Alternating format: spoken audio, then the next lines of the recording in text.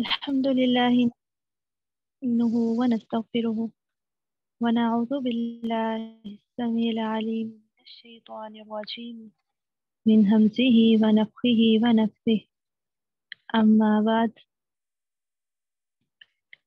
رمضان المبارک کا مہینہ ہے جو کہ قرآن کا مہینہ ہے، اور الحمدللہ اللہ کی رحمت سے ہم اس مہینے میں موجود ہیں اور بھرپور کوشش کر رہے ہیں نیکیوں کو جمع کرنے کی، اور ہم رمضان کا مہینہ پائیں اور اس میں قرآن کی بات نہ کریں، ایسا تو ممکن نہیں۔ تو آج کا موضوع قرآن میرا ساتھی ہے پہ ہم بات کریں گے۔ قرآن جو کہ میرا ساتھی ہے، تنہائی میں میرا دوست ہے، میرا غم خوار۔ قرآن جو کہ نصیحت ہے، شفا ہے، ہدایت ہے، رحمت ہے، جیسے سورہ یونس کی آیت نمبر 57 میں آتا ہے، اے لوگو تمہارے رب کی طرف سے تمہارے پاس نصیحت آ گئی ہے جو شفا ہے اس کے لیے جو دلوں میں ہے، اور ایمان والوں کے لیے ہدایت اور رحمت ہے۔ قرآن مجید جو ہے وہ رب کی طرف سے نصیحت ہے۔ قرآن دلوں کو زندہ رکھتا ہے۔ قرآن پڑھنے والوں کے دل زنگ آلود نہیں ہوتے۔ قرآن مجید جو ہے وہ سلامتی کا راستہ بتاتا ہے۔ قرآن مجید ہمارا خیر خواہ ہے۔ قرآن مجید جو ہے اللہ کے عذاب سے ہمیں بچاتا ہے۔ اس دنیا میں قدر و قیمت والا علم اس کتاب کا علم ہے، اور یہ کتاب قرآن مجید ہے۔ کتاب کا علم انسان کے لیے سب سے زیادہ قیمتی ہے، سب سے زیادہ اس کے کام آنے والا ہے، دنیا میں بھی اور آخرت میں بھی۔ قرآن مجید دل کی بیماریوں کو دور کرتا ہے۔ قرآن مجید ذہن کے شکوک دور کرتا ہے۔ قرآن مجید تو دماغ کے غلط تصورات کو نکالتا ہے۔ قرآن مجید یقین کی دولت سے دل کو بھر دیتا ہے۔ ابن جریر طبری جامع البیان میں لکھتے ہیں کہ یہ کتاب دوا ہے اس چیز کی جو کچھ سینوں میں ہے، اور سینوں میں کیا ہے؟ جہالت۔ تو یہ کتاب جہالت کی دوا ہے، اس کا علاج ہے۔ کتاب اس اعتبار سے بھی شفا ہے، یہ ہمیں حلال و حرام کے احکامات بیان کرتا ہے۔ قرآن اس وجہ سے بھی خاص ہے کہ قرآن کی وجہ سے انسان اپنے رب کو پاتا ہے، اپنے رب کے قریب ہوتا ہے۔ قرآن کا علم حاصل کرنے کے بعد انسان نافرمانی سے بچتا ہے اور اللہ تعالیٰ کی فرما برداری کرنے کے لیے کوشش کرتا ہے۔ اس کی تلاوت کی اسے محبت حاصل ہوتی ہے۔ قرآن کا علم حاصل کرنے کے بعد قرآن کی تلاوت کی اصل لذت محسوس ہوتی ہے۔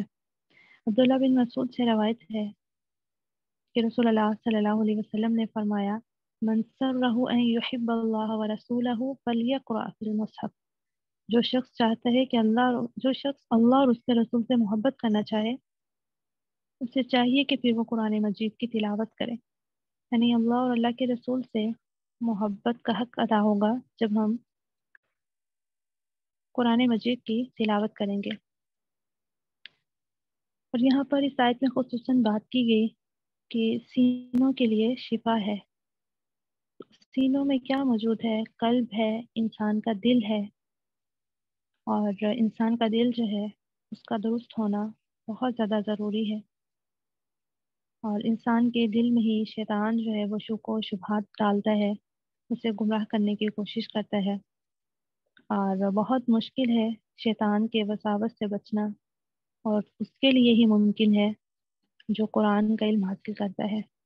آپ محسوس کرتے ہوں گے بعض اوقات اتنے وسوسے آ جاتے ہیں، اتنے شکوک و شبہات آ جاتے ہیں، اور پھر آہستہ آہستہ نا امیدیاں اور یہ شکوک و شبہات وسوسے انسان کو گھبراہٹ میں مبتلا کر دیتے ہیں۔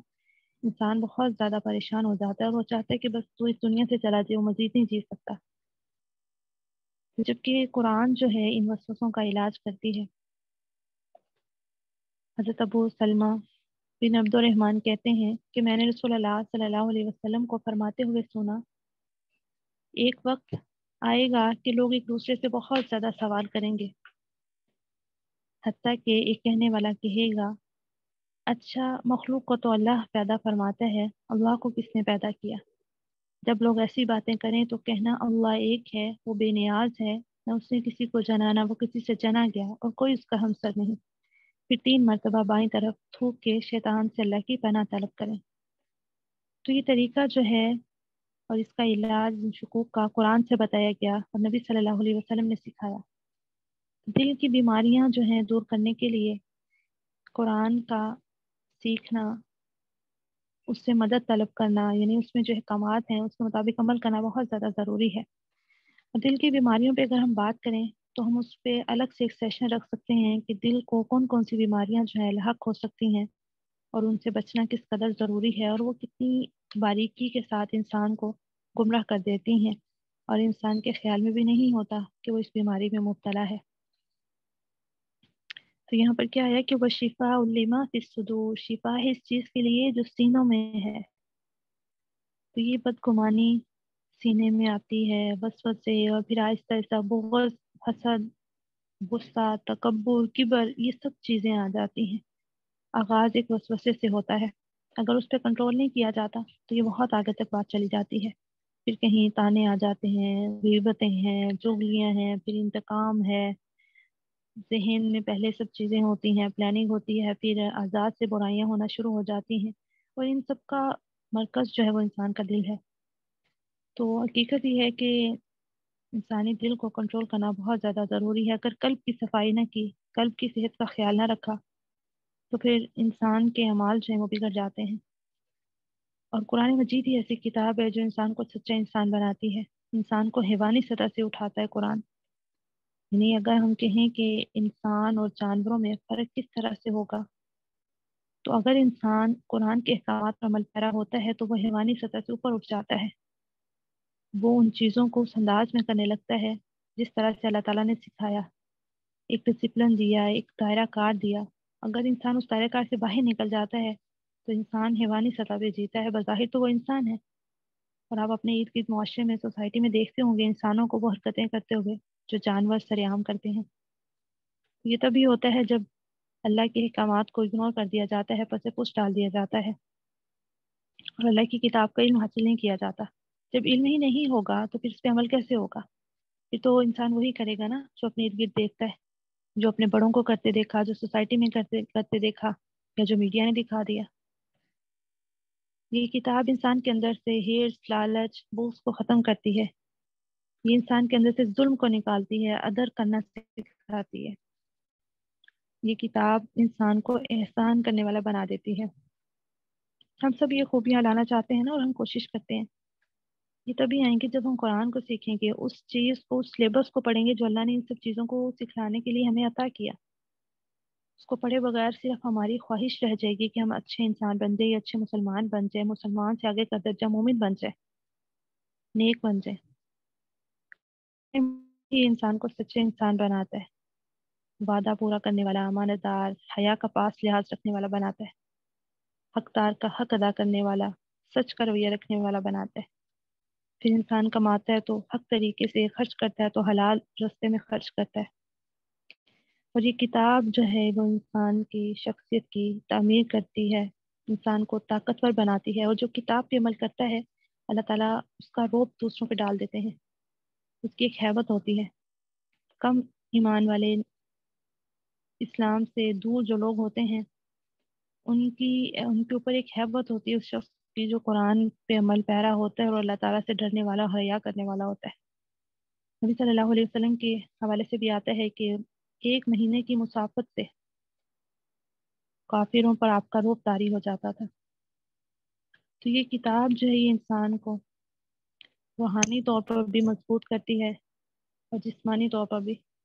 قرآن مجید ایمان کے توسط سے انسان کو صحت مند کرتا ہے۔ پھر قرآن مجید ایسی کتاب ہے جس کے بارے میں آیا ہے کہ یہ ہدایت ہے اور رحمت ہے ایمان والوں کے لیے، ہدم و رحمت للمؤمنین، جو ایمان لانے والے ہیں ان کو ہی یہ کتاب ہدایت دیتی ہے اور رحمت بنتی ہے ان کے لیے، اور ہادی بنتی ہے، ہدایت دینے والی، رستے دکھلاتی ہے۔ دنیا میں بھی قرآن ہدایت ہے، رستہ دکھلاتا ہے، اور آخرت میں بھی، آخرت میں، دنیا میں اس طرح سے کہ انسان پھر وہی عمل کرتا ہے جس کے مقصد کے لیے یا جو اللہ تعالیٰ نے راستے بتائے ہیں ان پر چل سکتا ہے۔ اس طرح سے قرآن ہماری رہنمائی کرتا ہے، اور آخرت میں اس طرح سے کہ وہ ہماری سفارش کرے گا، جیسے کہ حدیث میں آتا ہے، آپ صلی اللہ علیہ وسلم نے فرمایا کہ قیامت کے روز قرآن مجید سفارش کرے گا اور اس کی سفارش قبول کی جائے گی۔ پڑھنے والوں کے حق میں قرآن جھگڑا کرے گا اور اپنی بات منوائے گا۔ جس نے قرآن مجید کو اپنا شیوا اور رہبر بنایا وہ اسے جنت کی طرف لے جائے گا، اور جس نے اسے پسے پوش ڈال دیا اسے جہنم میں لے جائے گا۔ تو یہاں پر ہماری سوسائٹی میں، ہم سب کے گھروں میں، ہمارے معاشرے میں کیا ہوتا ہے کہ ہم پیٹ نہیں کرتے ہیں قرآن کو، کہ شاید پسے پوش ڈالنے سے مراد قرآن کو کمر کرنا ہے، پیٹ کرنا ہے۔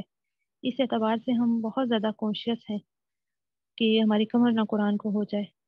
اگر ہم خواتین بیٹھی ہوں اور اس میں کوئی قرآن لے کے بیٹھ جائے تو ہم اسے یہ کہتے ہیں کہ بھئی کمر نہ ہونے دو، آپ بہتر ہے اٹھ کے کسی دوسرے کمرے میں کسی دوسری جگہ چلے جاؤ، میری کمر ہو رہی ہے۔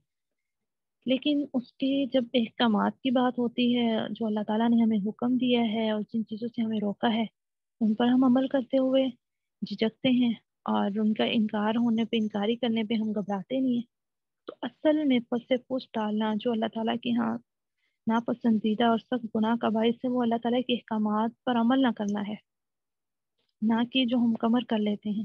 یہ ادب میں ضرور آتا ہے، محبت کے قرینوں میں پہلا قرینہ ادب ہے، یہ ضرور ادب میں آتا ہے کہ آپ قرآن کا ادب کریں ہر لحاظ سے، لیکن صرف ادب کرتے جائیں اور اس پر عمل نہ کریں تو یہ بھی زیادتی ہے، اور بڑی زیادتی ہے۔ تو اس لیے ادب کے ساتھ ساتھ اس پر عمل بھی کرنا ضروری ہے۔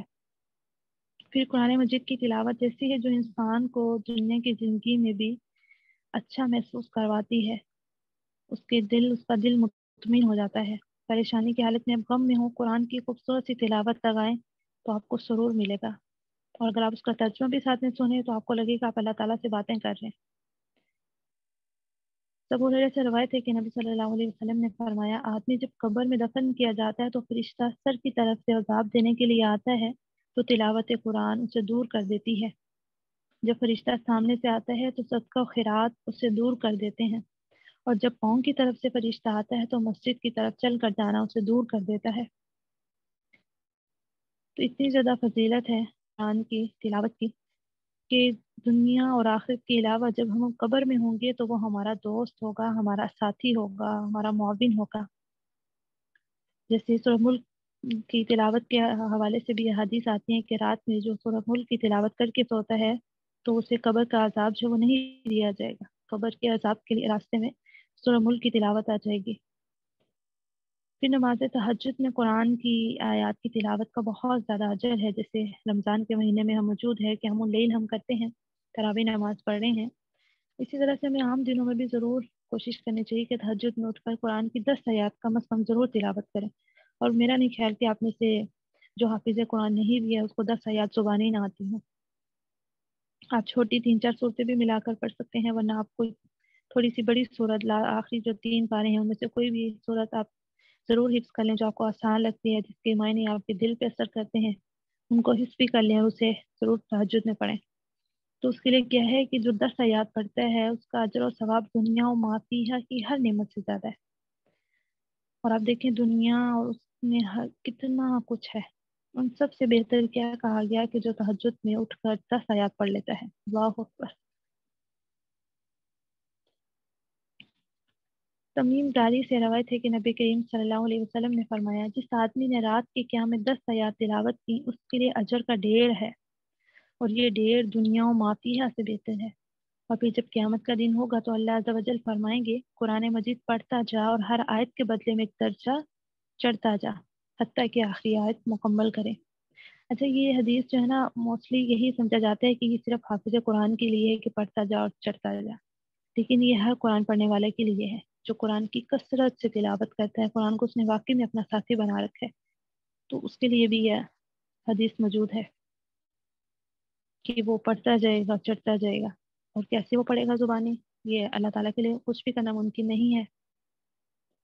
اللہ عز و جل بندے سے فرمائیں گے، اپنا ہاتھ میری نعمت پکڑنے کے لیے کھولو۔ بندہ ہاتھ کھول کر عرض کرے گا، میرے رب اپنی عطا اور فضل کے بارے میں تو ہی بہتر جانتا ہے۔ اللہ فرمائے گا، ایک ہاتھ میں ہمیشگی کی نعمت پکڑ لو اور دوسرے ہاتھ میں باقی ساری نعمتیں۔ عبرانی کی یہ روایت ہے۔ طرح سے جو آیت ہم نے جس پہ بات چیت کی وہ کیا تھی کہ یا ایھا الناس، اے لوگو، قد جاءتکم موعظۃ من ربکم، تمہارے پاس تمہارے رب کی طرف سے نصیحت آ گئی ہے، وشفاء لما فی الصدور، اور شفا ہے اس چیز کے لیے جو سینوں میں ہے، دلوں میں ہے، وہدی ورحمۃ للمؤمنین، اور ہدایت اور رحمت ہے ایمان والوں کے لیے۔ تو یہ آیت تھی جس کو ہم نے دیکھا کہ اس میں کتنا بڑا میسج ہے ہمارے لیے رکھا ہوا، اور یہ کتاب جو ہمارے پاس ہے اللہ تعالیٰ کی، اس کو اگر ہم پکڑ لیتے ہیں، تھام لیتے ہیں، تو ہم اللہ تعالیٰ کے خاص لوگوں میں شامل ہو سکتے ہیں۔ جیسے اس کتاب کو لانے والے فرشتے کو ایک مقام حاصل ہے، پھر تمام انبیاء میں سے جس نبی پر یہ کتاب اتری، اس نبی کو تمام انبیاء کا سردار کہا گیا، جس امت پہ اتری وہ امت وسط کہلائی۔ تو جو انسان اس کتاب کو تھام لے گا وہ انسان بھی سب میں خاص ہو جاتا ہے۔ حضرت عثمان بن عفان سے روایت ہے کہ آپ صلی اللہ علیہ وسلم نے فرمایا، خیرکم من تعلم القرآن وعلمہ، تم میں سے بہترین وہ شخص ہے جو قرآن سیکھے اور اسے سکھائے۔ یہ حدیث میرا نہیں خیال آپ میں سے کسی کو نہ آتی ہو، لیکن اس کے معنی بہت گہرے ہیں۔ اگر ہم سوچیں، اس حدیث کو ذہن پہ رکھیں کہ کیا کہا گیا کہ تم میں سے بہترین وہ شخص ہے۔ ہم میں سے ہر کوئی خاص بننا چاہتا ہے، آگے نکلنا چاہتا ہے، فیم حاصل کرنا چاہتا ہے، لیکن اللہ اور اللہ کے رسول کے ہاں خاص وہ ہے، سب میں بہترین وہ ہے جو قرآن سیکھتا ہے اور سکھاتا ہے۔ اور قرآن مجید کی اگر ہم سیکھنے والوں کی فضیلت پہ بات کریں تو بہت سی احادیث ہمیں ملتی ہیں، اور قرآن مجید جو الہامی کتاب ہے اللہ تعالیٰ کی طرف سے ہے، اس کی اہمیت، اس کا مقام دیکھیں تو سب کتابوں سے اعلیٰ ہے، پچھلی کتابوں کی تصدیق کرنے والی ہے، اور اللہ تعالیٰ نے اس کی حفاظت کا ذمہ خود لیا ہے، اور اس کے اوپر تحقیق بھی ہوئی، اس کتاب میں کوئی کمی نہیں ہوئی ابھی تک۔ ڈاکٹر حمید صدیقی نے ایک ریسرچ کی تھی، انہوں نے اسٹارٹ سے لے کر 1930 تک کے تمام جو مصحف تھے، نسخے تھے قرآن کے، وہ جمع کیے، جو کہ تقریباً 40 لاکھ کی تعداد میں تھے، اور ان سب کو پرکھا گیا، پڑھا گیا، ان میں کہیں بھی ذرا برابر بھی کمی، غلطی، فرق نظر نہیں آیا، الحمدللہ، چونکہ اللہ نے اس کی حفاظت کا ذمہ لیا ہے۔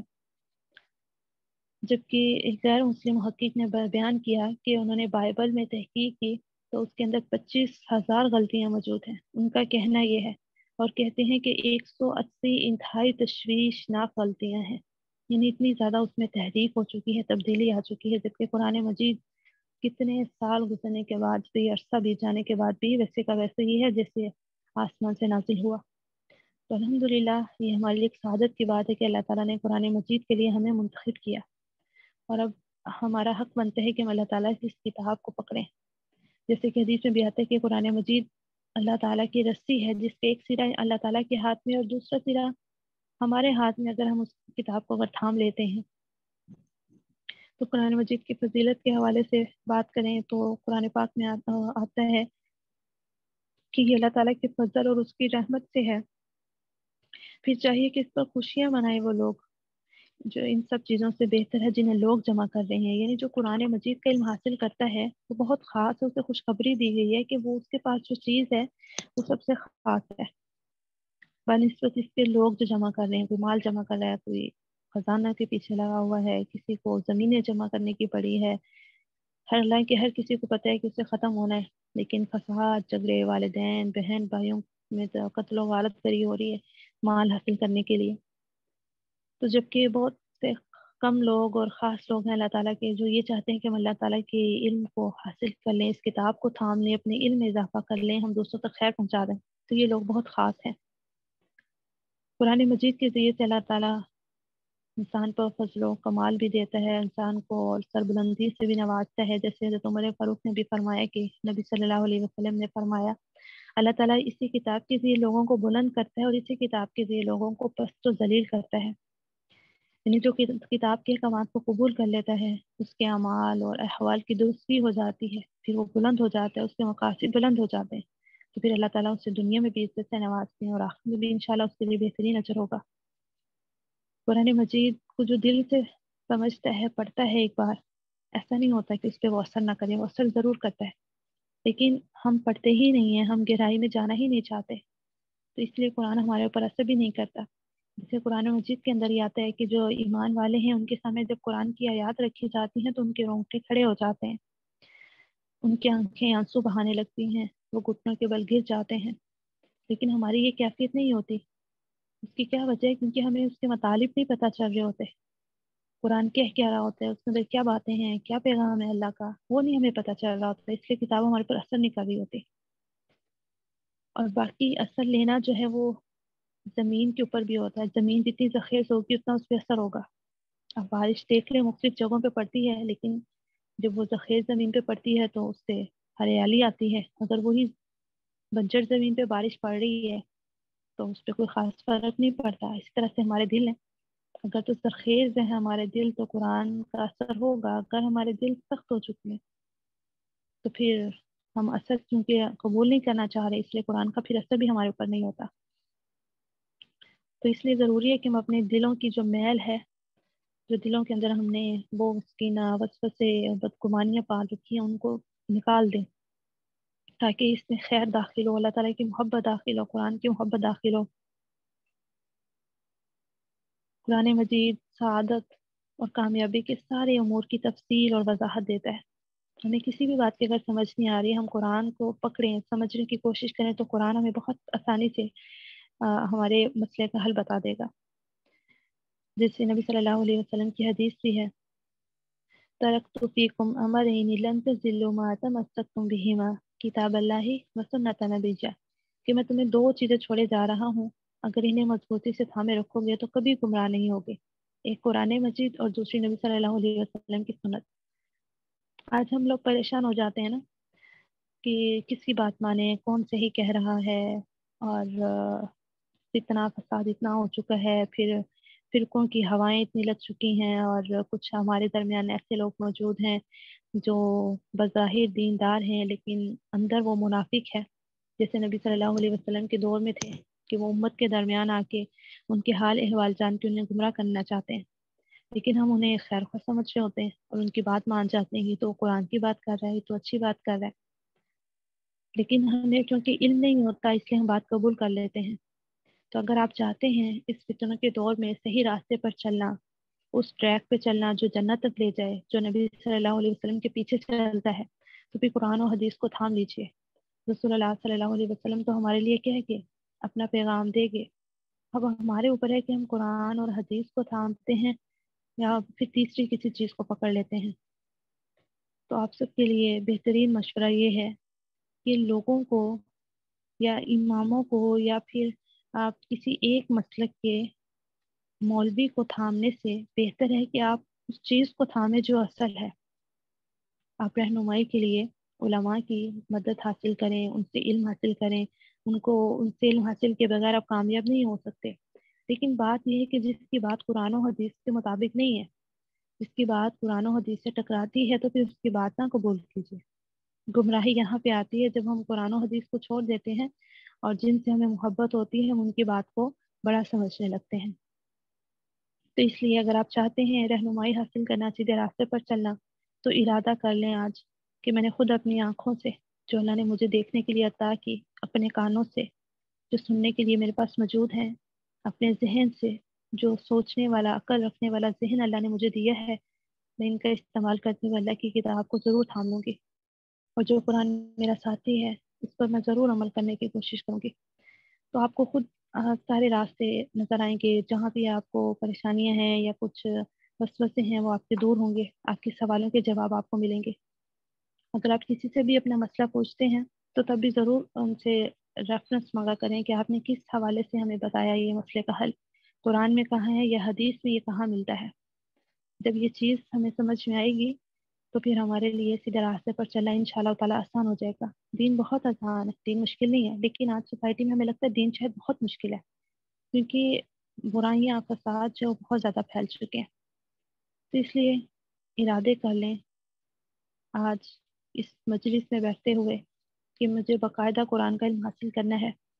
سب سے پہلے ارادہ کریں قرآن کی تجوید کو سیکھنا۔ آپ جس بھی عمر میں موجود ہیں، لیکن آپ کے پاس موقع ہے، اللہ نے آپ کو سانسیں دے رکھی ہیں، آپ کے پاس صحت ہے، آپ اٹھ بیٹھ سکتے ہیں، آپ پھر کیوں نہیں باقی سب کاموں کے ساتھ اللہ تعالیٰ کے قرآن کو اپنا دوست بنا لیتے، اپنا ساتھی بنا لیتے۔ ہر چیز ختم ہو جائے گی دنیا میں، محبت کرنے والے بھی سب کے درمیان بھی فاصلے آ جاتے ہیں، لیکن قرآن ایسا ساتھی ہے جو آپ کو کبھی نہیں چھوڑے گا، کبھی نہیں بھولے گا، کیونکہ قرآن اللہ تعالیٰ سے جوڑتا ہے، کیونکہ قرآن اللہ تعالیٰ کی کتاب ہے، کیونکہ قرآن اللہ کا بھیجا ہوا ہے، قرآن اللہ کا پیغام ہے، اللہ تعالیٰ کا خط ہے۔ آپ دیکھیں پہلے ادوار میں اگر ہم دیکھیں تو جب پڑھے لکھے لوگ موجود نہیں تھے اتنے، تو اور اتنی ٹیکنالوجی نہیں تھی، تو خطوط جو ہیں وہ ایک دوسرے کی طرف بھیجے جاتے تھے اپنے حال احوال بتانے اور دریافت کرنے کے لیے۔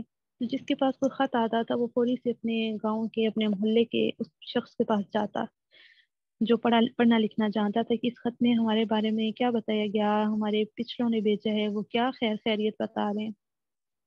تو جب کہ اللہ تعالیٰ کا یہ خط جو ہمارے پاس آیا کتنا عظیم ہے اور کس طرح سے ہم تک پہنچا، ہم اس کو سمجھے بغیر ہی ہم سمجھتے ہیں کافی ہے، بس ہم اوپر سے پڑھتے جاتے ہیں، بس کافی ہو گیا۔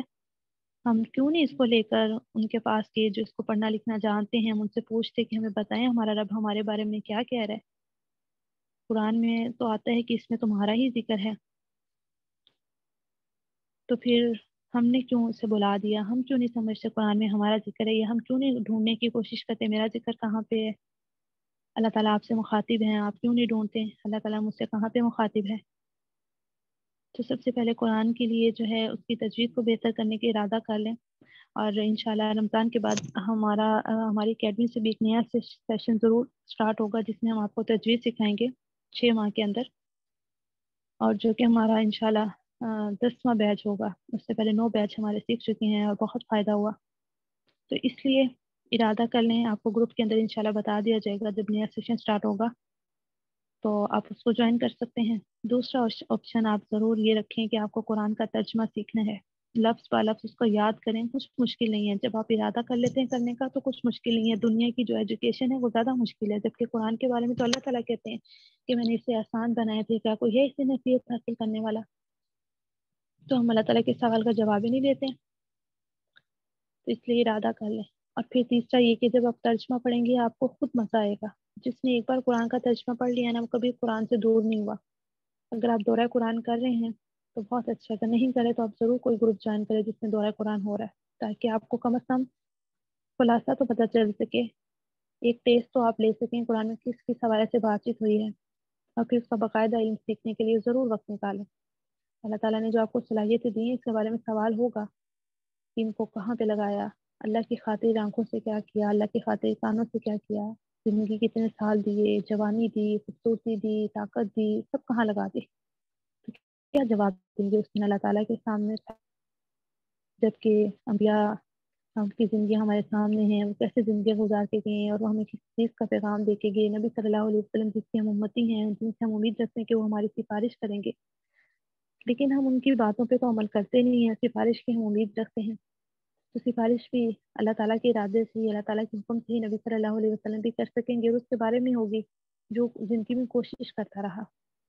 تو کوشش ضرور کرنی ہے، اللہ تعالیٰ آپ کے وقت میں بھی برکت دیں گے، آپ کے ذہن کو بھی کشادہ کر دیں گے، آپ کو صرف لگنے کی دے رہا۔ ہماری اکیڈمی میں الحمدللہ کئی ایسی خواتین جو کافی ایج تھی، مطلب 60 سال کی 70 سال کی خواتین نے بھی تجوید کو سیکھا، اور مجھے اندازہ نہیں تھا کہ الحمدللہ اس عمر کی خواتین بھی ہمارے گروپس میں ایڈ ہیں، وہ تجوید سیکھ رہی ہیں۔ جب کورس مکمل ہوا اور انہوں نے فیڈ بیک دیا تو اتنی دعائیں ان کی، اور وہ اتنا خوش تھیں، اور کیا تھا کہ انہوں نے ارادہ کر لیا تھا سیکھنے کا، انہوں نے یہ نہیں دیکھا کہ میں اب دادی بن گئی ہوں، نانی بن گئی ہوں، اب میں کیا کر سکتی ہوں۔ تو بہت سی ایسی خواتین ہیں جو الحمدللہ اس عمر میں بھی سیکھ رہی ہیں، تو کوشش کریں، ارادہ کریں۔ اور اب آپ کی باری ہے، آپ مجھے بتائیں آپ میں سے کس کس نے ارادہ کیا کہ وہ انشاءاللہ قرآن کو باقاعدہ سیکھے گا؟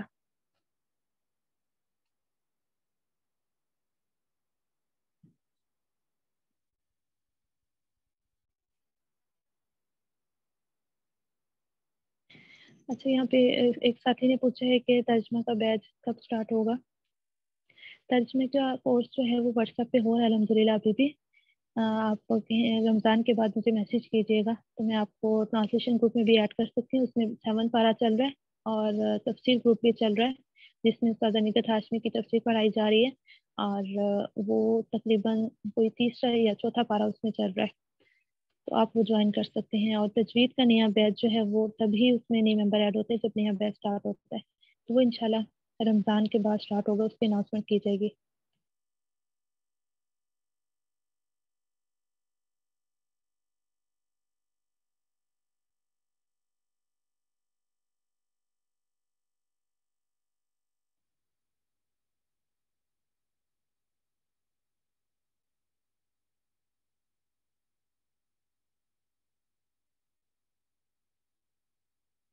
अच्छा, यहाँ पे एक साथी का मैसेज आया हुआ है, साइमा आमिर का,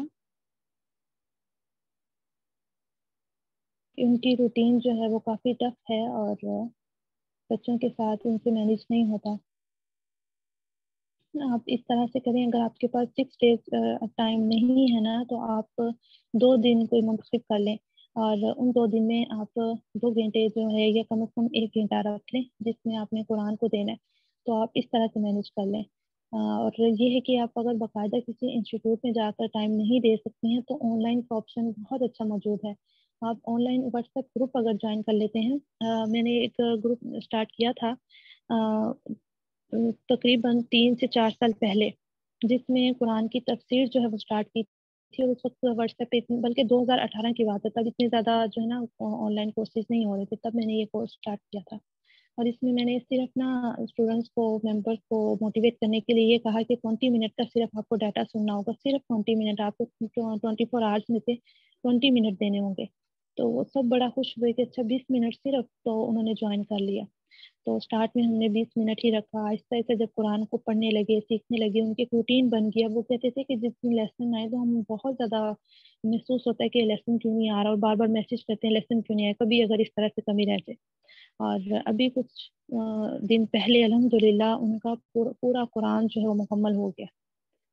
तो क्या था कि आप थोड़े से भी स्टार्ट करें लेकिन उसको मुस्तकिल मिजाजी से लगे रहें तो अल्लाह ताला आपको ज़रूर इख्तिताम तक पहुंचाएंगे। तो तब तो ये आगाज था। अब मैं आपसे ये कहूंगी कि आप व्हाट्सएप ग्रुप ज्वाइन कर लें और डेली का 1 घंटा दे लें, अगर ये कम से कम आधा घंटा दे लें तो आप सीख सकते हैं, कुछ मुश्किल नहीं है। बाकी अल्लाह ताला से दुआ करें।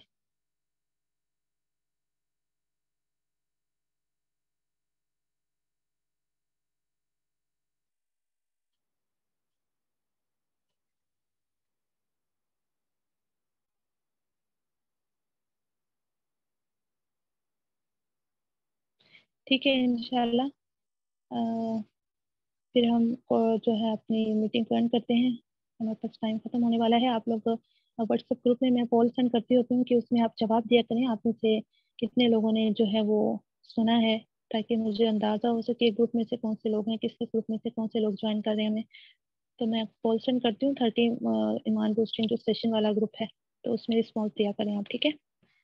और आप, मेरा नंबर आपके पास मौजूद होगा, वहाँ पे आप मैसेज करके तो बाकी डिटेल ले सकते हैं। जो भी मैंने आपको बता दी, इस हवाले से आपने रमज़ान के बाद मैसेज करना है, ठीक है। अभी हम रमज़ान में इन्हीं एक्टिविटीज़ पे काम कर रहे हैं जो आपके साथ शेयर हो रही हैं। और स्टेटस आप ज़रूर देखें, मेरा नंबर सेव कर लें, उससे बहुत काम की चीज़ें आजकल शेयर हो रही हैं। तो मुझे उम्मीद है इंशाल्लाह उससे भी आपको फ़ायदा होगा। डेली की एक दुआ शेयर की जा रही है जिसके साथ में तजवीज़ भी होती है। उस दुआ को आप खुद भी पढ़ें और शेयर भी करें, तो इंशाल्लाह सबका जारिया भी होगा आप सबके लिए। अपनी दुआओं में मुझे भी याद रखिएगा। सुब्हानकल्लाहुम्मा व बिहम्दिका, नशहदु अल्ला इलाहा इल्ला अंता, नस्तगफिरुका व नतूबु इलैक। अस्सलामु अलैकुम व रहमतुल्लाहि व बरकातुहू।